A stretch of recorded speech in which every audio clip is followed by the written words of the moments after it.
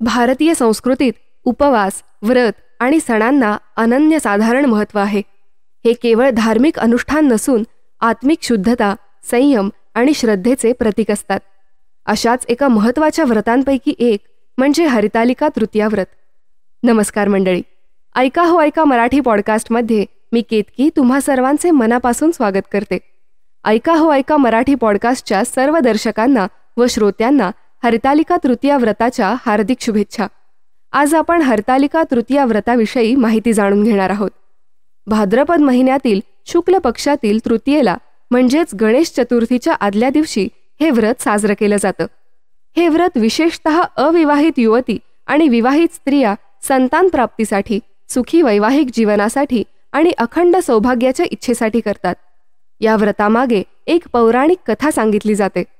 पार्वती देवीने आपल्या बालपणातच भगवान शिव यांना पती म्हणून मनोमन स्वीकारले होते, परंतु हिमवान राजा त्यांचे लग्न विष्णुदेवांशी लावण्यास तयार झाला होता.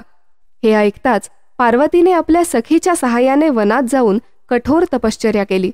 तिच्या या व्रत, भक्ती आणि कठोर तपामुळे प्रसन्न होऊन भगवान शिव प्रकट झाले आणि तिला पत्नी म्हणून स्वीकारले. हे व्रत म्हणजे हरित अर्थात सखी आणि अलिका म्हणजे हरण करणारी या शब्दांपासून तयार झाले आहे. म्हणजे सखीने पार्वतीला हरून नेले म्हणून हे व्रत हरितालिका व्रत म्हणून ओळखले जाते. हरितालिका व्रत अत्यंत कठोर मानले जाते. या दिवशी स्त्रिया संपूर्ण दिवस उपवास करतात. काही महिला तर निर्जळ उपवास करतात, म्हणजे पाणीही घेत नाहीत. पूजेसाठी मातीचे शिवपार्वतीचे मूळ स्वरूप तयार करून त्यांचे पूजन केले जाते. त्यांना फुलं, दुर्वा, बेलपत्र अर्पण केली जातात. रात्री हरितालिका व्रताची कथा ऐकवली जाते आणि अखंड जागरण केले जाते. दुसऱ्या दिवशी सूर्योदयानंतर व्रताचे पारण केले जाते. हे व्रत स्त्रियांच्या श्रद्धेचे, धैर्याचे आणि समर्पणाचे प्रतीक आहे.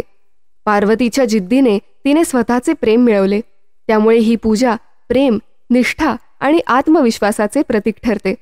अविवाहित युवतींना इच्छित पती लाभावा आणि विवाहित स्त्रियांचे सौभाग्य अखंड राहावे यासाठी हे व्रत श्रद्धेने केले जाते. थोडक्यात हरितालिका व्रत हे केवळ धार्मिक अनुष्ठान नाही, तर तो स्त्री शक्तीच्या आत्मबलाचा उत्सव आहे. या व्रतामुळे श्रद्धा, संयम, नात्यातील समर्पण आणि आत्मशुद्धी यांचा अनुभव येतो. आपल्या पारंपरिक संस्कृतीची आणि देवदेवतांच्या भक्तीची ओळख घडवणारा हा सण नवचैतन्याची ऊर्जा देतो. आजच्या धावपळीच्या युगातही या व्रताला असलेली लोकमान्यता ही भारतीय संस्कृतीतील सात्विक मूल्यांची साक्ष आहे. तर मंडळी, आजच्या पुरतं एवढंच. आम्हाला आशा आहे की तुम्हाला आमचा हा पॉडकास्ट अवश्य आवडला असेल.